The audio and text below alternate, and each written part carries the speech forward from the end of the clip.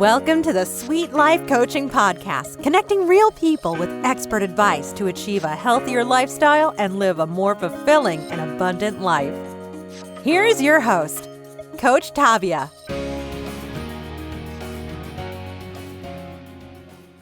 Hey guys, welcome back. It's your Coach Tavia, and you are listening to another fabulous episode of the Sweet Life Coaching Podcast. Today, you got me soul again. Boo, right? No magic guest. No, today I want to talk to you guys about the man in the can.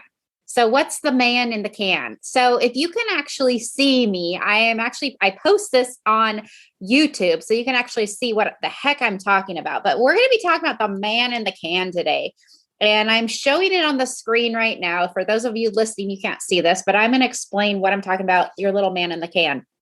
And the man in the can is essentially what you are made up of when it comes to your own personal health, right? So when you come to me, obviously woman in a can, you also are made up of things that affect your health, or there's certain things, factors that affect your health, right? So we're going to talk about 7 factors of affecting your health today. So we're going to get really started right now. So if you are watching me on YouTube, which hello to everybody on YouTube, you can see me, we're talking about this little man in the can today. And again, what are the 7 factors that affect your health? So if you're looking at the screen with me, you can see on the very bottom here, you can see genetics is at the very bottom. There's a little picture of a man, just for those listeners out there, and he has basically a can over his body, and it's layered, so to speak. So at the very bottom of the man in the can is your genetics, and genetics play a huge part in how we are, how our health is made up of, and how we live, essentially. And that's basically the foundational of who we are, is our genetics. We have we can't do anything about our genetics. We're born with them. We can't say, hey, mom, I don't want that gene. Hey, mom, dad, I want that. I don't want that gene. So you get what you get when you're born.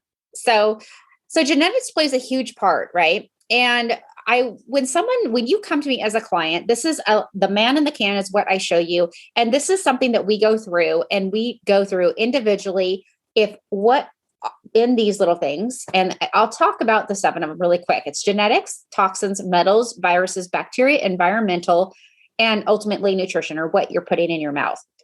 So those 7 things make up what or how you are feeling.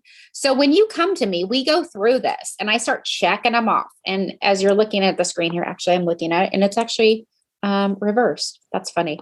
Anyways, so we go through those, I go through those and I start checking them off. Is there a genetic component? So say someone comes to me and they're having fatigue issues. Okay. And they're having, or they're not losing weight. They're having fatigue. They're not losing weight. They're feeling sluggish. Okay. Gotcha.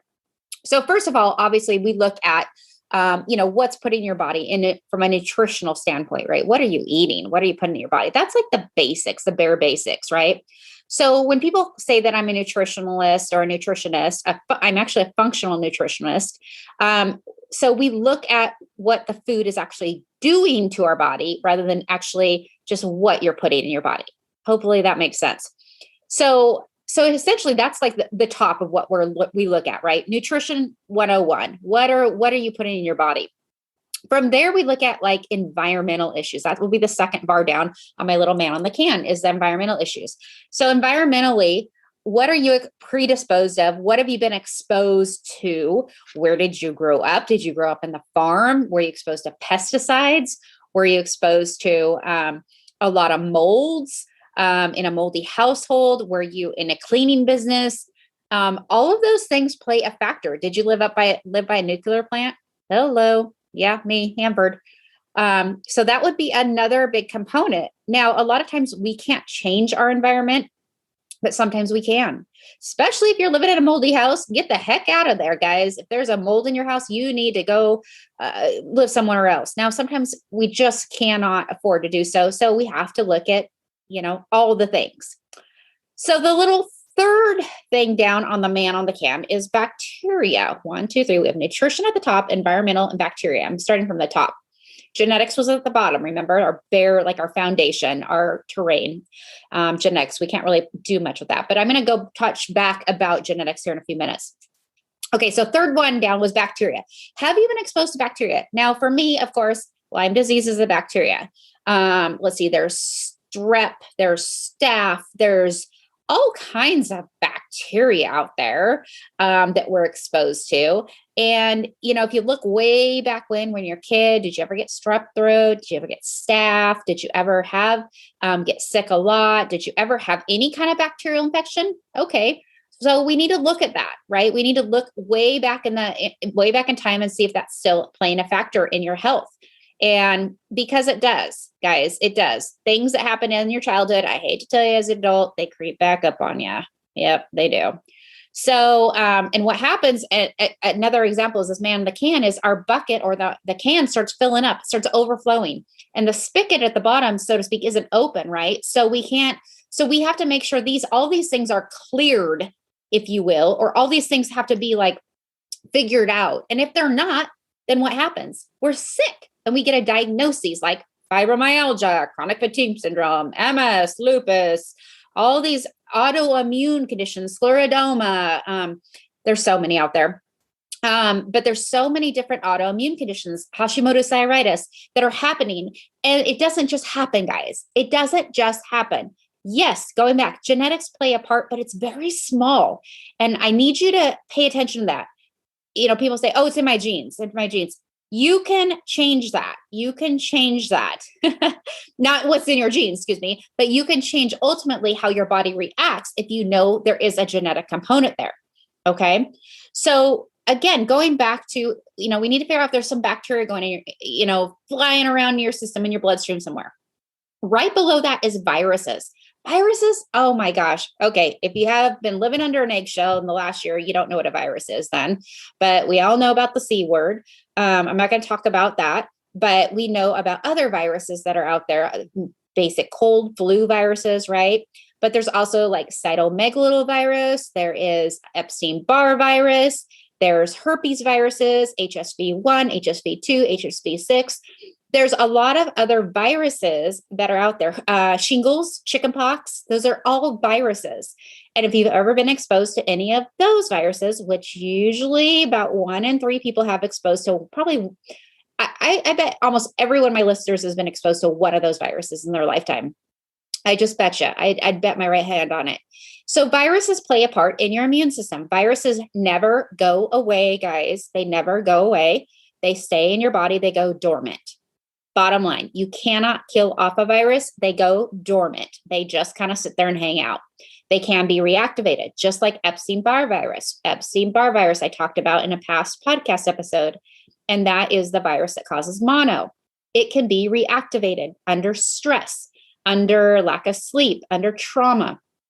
Actually, now that we're talking about that, any kind of illness or past illness is a trauma to the body, and it can be reactivated very simply by another trauma or another stressor in the life. So another topic that I'm going to talk about here real soon, and I think you guys are going to love this, is the brain health. The brain health is a big deal when it comes to healing the body. And I've been learning a lot about this lately, about the vagus nerve and how that plays a part in my healing and my healing journey with all my head stuff and my teeth and my jaw surgeries, everything. It's a big deal. So we're going to talk about that later, so stay tuned for that. But anyways, so any of these viruses, bacteria, anything that you've been exposed to as like a kid, they can still come out. And usually like in my little man in the can that I'm showing here, what happens is our bucket becomes full. We become stressed. We are eating like crap. We're not sleeping. We're just not taking care of our bodies. We're not moving. And something's like, oh, it pops up and we're in the doctor's office. They're like, oh, you have this going on. And oh, now we're diagnosing you with this. It's really crazy. So I want to point that out. So viruses definitely can be reactivated. They never go away, guys. You can't kill off viruses necessarily. You put them at bay. So there's that. Also bacteria, going back to bacteria, like Lyme bacteria, you guys know that I have Lyme disease bacteria. Lyme is a bacteria, and the co-infections are also bacteria that can harbor in your body and just kind of fester and hang out there too.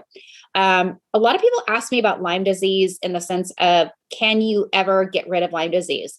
There's a lot of contradiction about that. And I'll just say this frankly, Lyme disease is a bacteria. Yes, you can kill some of it off. Yes, yes, yes. Is it hard to kill it all off? Unfortunately, it is. So you can still have one of those little baby spiro sheets hanging out in your bone, in your muscle, wherever. You can still have Lyme in you. I will always test positive for Lyme in the world of past infection. And if you've been exposed to Lyme, you probably always will too as well, but I will not test positive for positive infection necessarily. So again, it's a thing, it's there. All right, moving on down. So again, at the top here, we had nutrition. Second down, environmental. Third was bacteria. Fourth was viruses. Fifth, metals. You guys have heard me talk about this in my past episode regarding what's going on in your mouth. And if you haven't heard that episode, go back. It's episode 15, I believe. What's going on in your mouth? What's really going on in your mouth? I talk about cavitations, metals, how your mouth plays a big part in your health. And this is what we're talking about with metals. It's metals in general. Your teeth have metal in them. If you have cavities, if you have, not all cavities, let me back up. If they are silver, they are metal. If you have a crown and you see any silver in your mouth, they are metal. And they are not cubic zirconium, they are amalgam. Metal plays an interference with the way our body communicates. Guys, we are energy, right? We're energetic. We are made of water. We're made of energy. We're made of light. And when we have a metal in our mouth, it's going to cause basically like an electrical interference. Just if you were like to put two metal to metal roofs together and they'd be scraping together. Oh, that sound just makes me ugh. So we have to pay attention to metals in our mouth. We have to pay attention to metals that we put in our body, lead in our water. And if you were to test your hair, which I do hair samples to test for metals, you can find out how much metal is actually in your hair. There's arsenic. There's all different kinds of metals that we test for. Mercury is a big deal. That's what's in our mouth, and those amalgam fillings that I highly recommend. If you have any in your mouth, get them out, guys. If you are having health problems, first thing I want you to do, I want you to go get those metals out of your mouth. Get them out. It's the cost of like getting a cavity removed. Go get the white fillings, get them out. But I want to preface this by saying you need to make sure you have a holistic doctor doing it correctly. You need to wear oxygen. You need to have a rubber dam on, and you need to make sure they are doing it properly. So you're not re-ingesting those metals when they take them out. I just had a friend have her metals taken out. They did not do a rubber dam. They did not do oxygen. So she's not re-ingesting or breathing in those fumes of when they're grinding out those metals. You got to do it right. If you need a holistic dentist, I will send you the names and numbers of ones locally in your town, just FYI. Okay, that's my soapbox about metals. You guys, I'm passionate about this because the thing is that these are things that I've had to go through. I don't want you to go through all of this. I'm in my 40s. Had I known this 10 years ago, it took me 10 years to get diagnosed with Lyme and start figuring out all this crap that was going on in my body. My bucket was overflowing. I don't want your bucket to overflow. You don't have to do that. You don't have to wait till you're 40. If you're in your 20s, my God, let's get cracking on this now, crack-a-lackin'. And let's clear these things and start working on these things. And I hate to say it too, but a lot of my patients, a lot of my clients are like in their 20s and they're sick, guys. And why? Well, it's this bugger up here. Number 2, environmental. A lot of things. The food we're eating is just yuck nowadays. It's not, we don't get it from grandpa and grandma's garden. We get so many pesticides. We get so much glyphosate. There's so much out there that we don't have control over. It's really frustrating. So, but let's not wait till your bucket's full. We can start doing things now, clearing the things now, and I can help guide you to do that. Excuse me.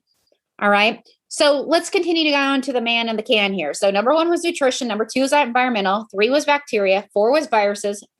5 was metals. 6 is toxins, just generally toxins in general.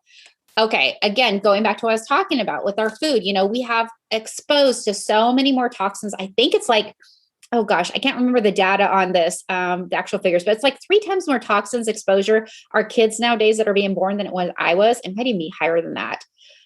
It's ridiculous. It's in the air we breathe. Like I said, the food we eat, it's everywhere. And I mean, look right now what's going on with our planet. Okay. And again, I don't get political whatsoever on this, but just take a look outside, look in your news. What's going on right now? We're on the West Coast, or I'm on the West Coast, fires. There's a lot of fires going on right now. The heat index is really high, right? The world is changing. The climate is changing. There's a lot more storms going on. There's a lot more things going on. Tornadoes I just saw yesterday back east. It's crazy what the weather patterns are doing. So just think of it from that standpoint of weather patterns, smoke that we're inhaling. That's not good for our lungs, right? Last summer, it was atrocious. We had a whole like 10 days where we were like socked inside with the smoke. It didn't move. It was like the most unhealthiest air I'd ever been exposed to. I was worried, guys. It was crazy. So the toxins you're exposed to, pollution. What city do you live in? Do you have high pollution in your city? Yeah. Well, you're exposed to some toxins, are you around a smoker? Do you have someone that smokes in your house? There's a toxin right there. An old house, there could be asbestos in the house. There's so many different things you don't think of that could be really making you sick. And you're looking at your health like, why am I sick? Why don't I feel good? Look around you. Just look in your house. Like the chemicals. Do you use a lot of chemicals to clean with? Try to use safer products, more natural products. Ladies, we put on so many toxins on our face. I'm looking at myself right now. I got some makeup here. I try to use as much natural stuff as I can, natural deodorant, that's not aluminum free. Going back to metals, girls and boys, aluminum is in your deodorant. Get aluminum free deodorant. Okay. So all of those play a part, right? And then finally, like I said, at the bottom, this man in the can, genetics. So let's talk about genetics for a minute. So genetics are something, again, we just can't, there's nothing we can do about it. We're born with them. We can't choose that. Right. But what we can do is we can do some testing. We can definitely do some genetic testing on you to see what you're predisposed of. So I can do genetic testing for you if there's something you are curious about. Like one of the biggest tests I like to do is the MTHFR gene. And that is the methylfolate gene. Basically, are you processing L-methylfolate?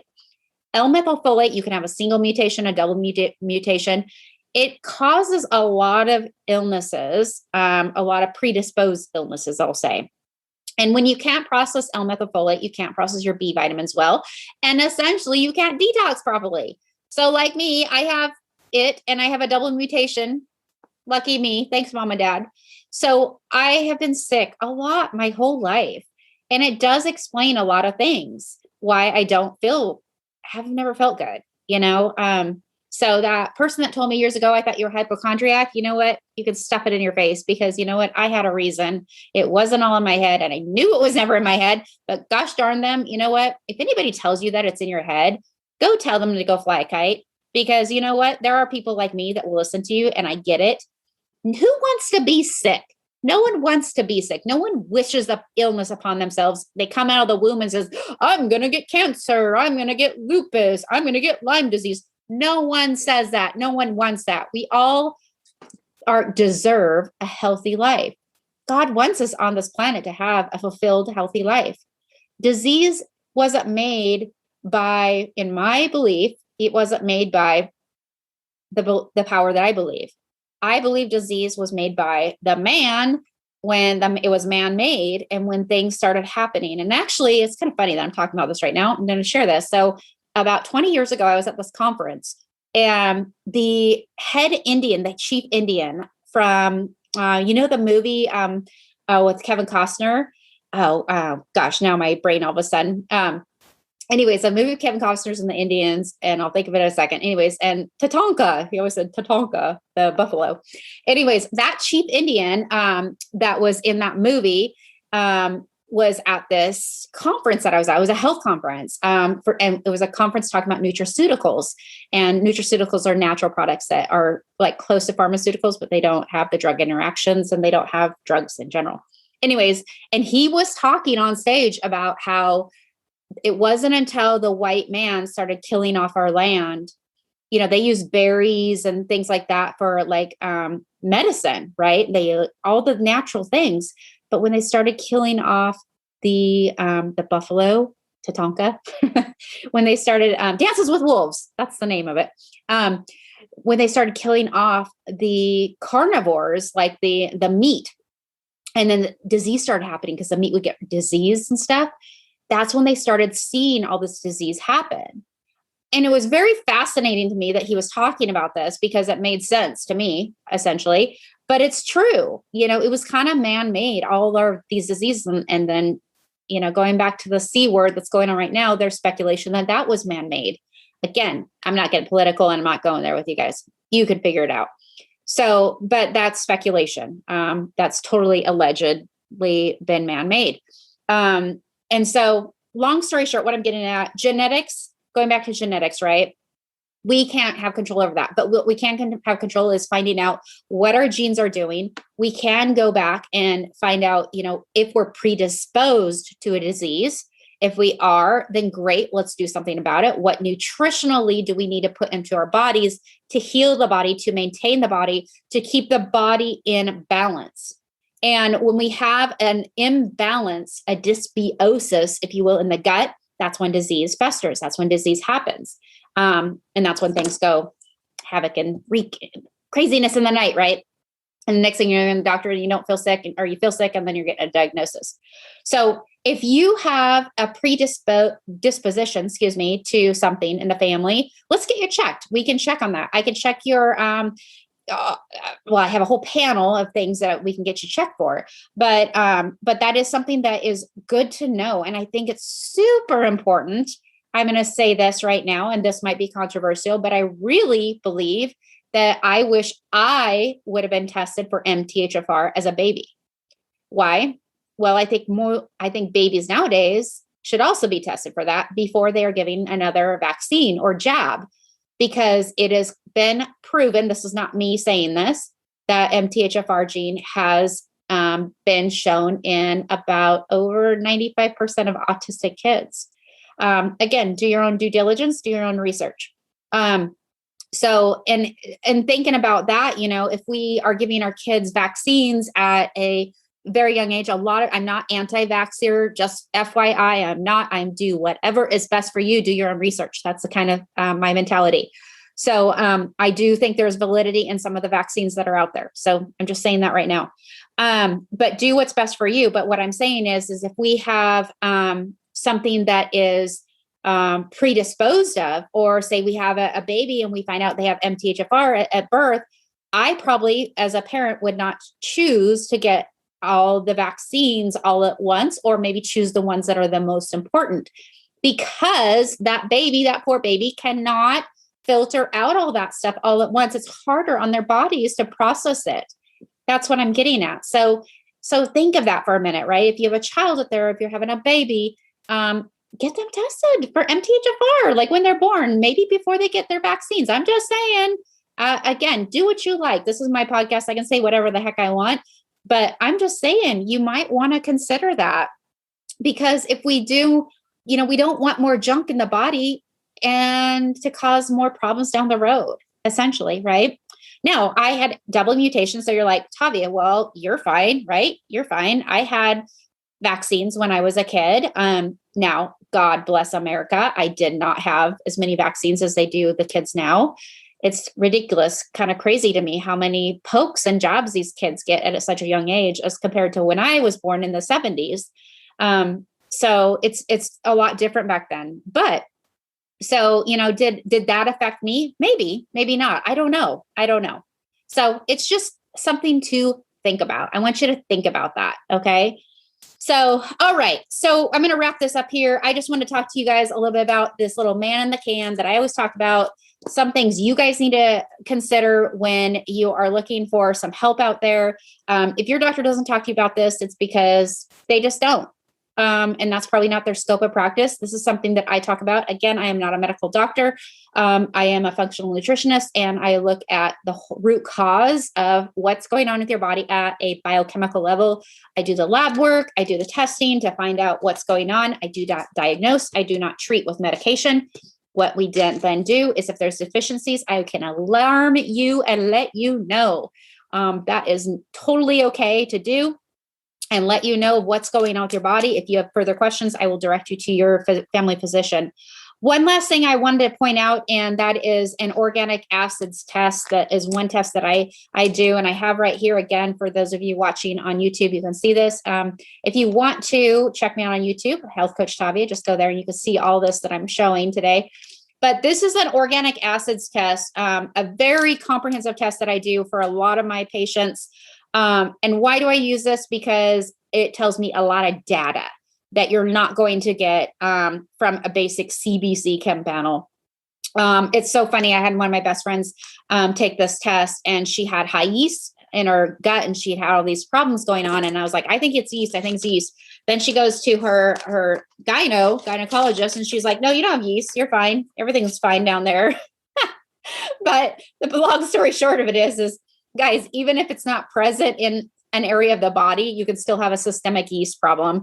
You can still have candida and yeast going on in your body. It doesn't have to be fully present. It will eventually come out. But yeah, so anyways, but one reason why I like this test, again, it checks, I'm gonna tell you what this checks for.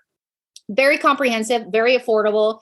It's yeast and fungal markers. It checks for bacterial markers in your gut, Clostridia markers in your gut, checks your oxalate metabolites, how things are running there, how things are filtering like through your kidneys, you know. It checks for your mitochondria marker, your engine. How's your Krebs cycle running? How's everything running with you? We check your neurotransmitters, like your serotonin, your dopamine. Guys, it's really important to know how much serotonin and dopamine you're producing.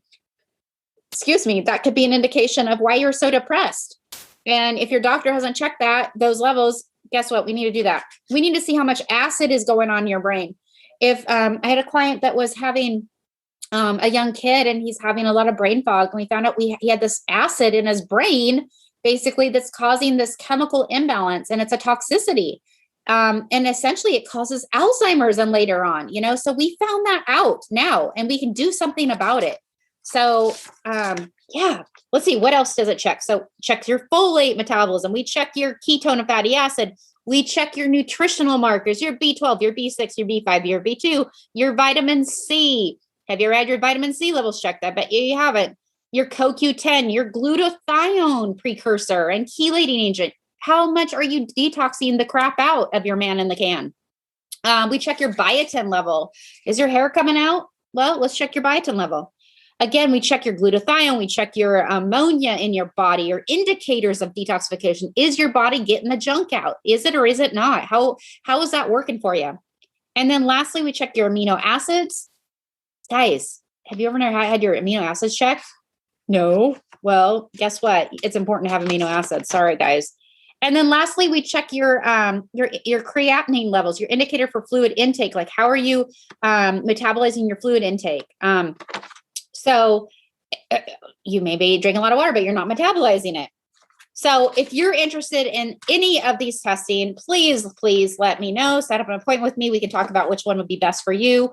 Again, and let's get you going on the right path.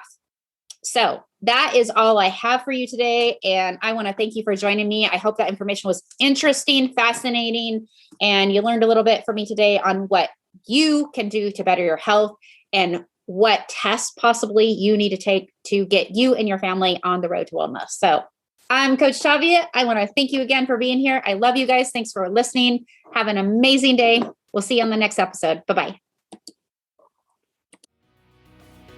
You've been listening to the Sweet Life Coaching Podcast. To learn more about the topics mentioned on today's show, please visit sweetcoachtavia.com.